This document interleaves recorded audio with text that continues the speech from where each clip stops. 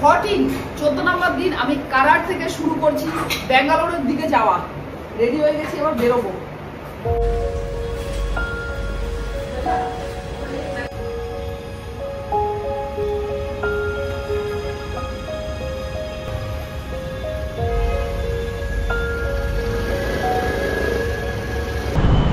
নম্বর দিন কারাট থেকে শুরু করলাম মহারাষ্ট্রের।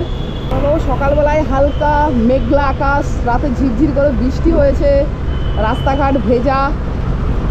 এখান থেকে মহারাষ্ট্র শেষ হবে মোটামুটি 100 কিলোমিটার, তারপরে কর্ণাটকা শুরু হবে।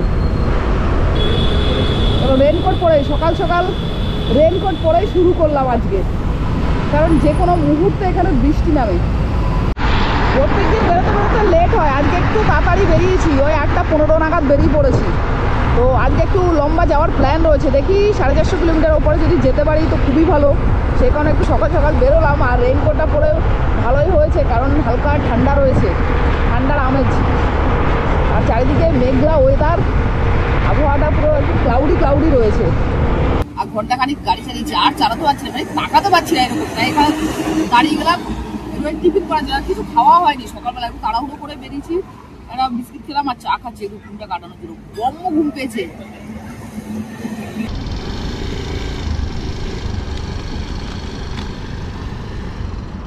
100 কিলোমিটার এখনো এরকম যেতে হবে, তারপরে বলছে যে সুপার রাস্তা।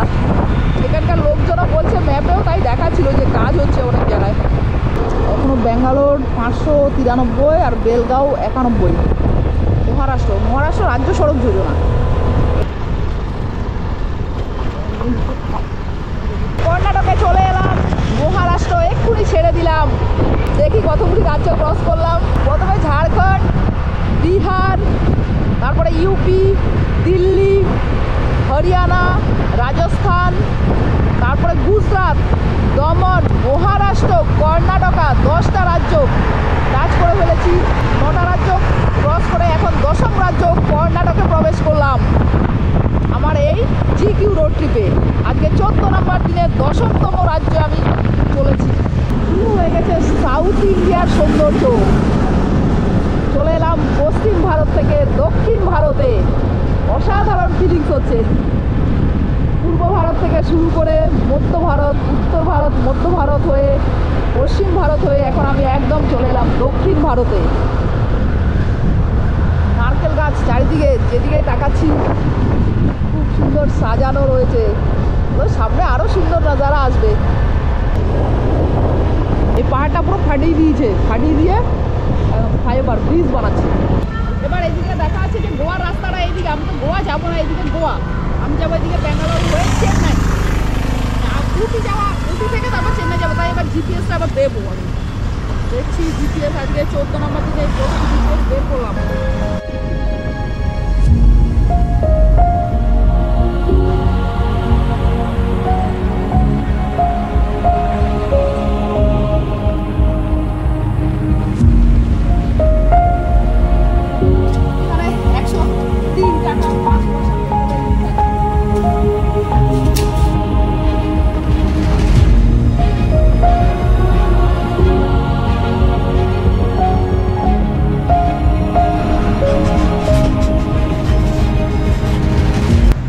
ধোসা দিয়ে আমি লাঞ্চ করছি এখন। খেয়ে দেখি। এটা সাম্বার আর এটা লাউয়ের তরকারি মনে হচ্ছে। দারুণ লাগছে, হেভি লাগছে, ফাটাফাটি।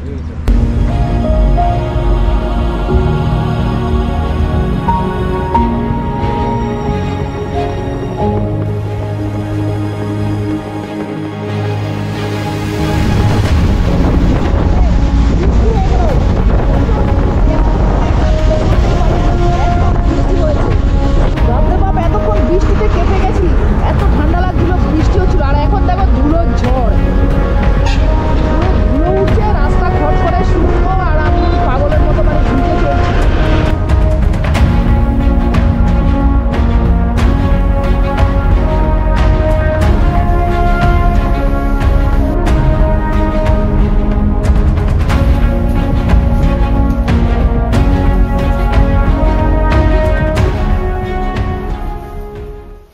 দিন শেষ করলাম কর্ণাটকে এসে।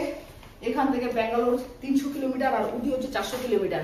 আমি কালকে উটির দিকে রওনা দেবো, যাই না কতদূর যেতে পারবো। তো আলটিমেটলি ফিনিশ করলাম ডে 14। 14 নম্বর দিন আমি মহারাষ্ট্র থেকে কর্ণাটকে এসে ফিনিশ করলাম।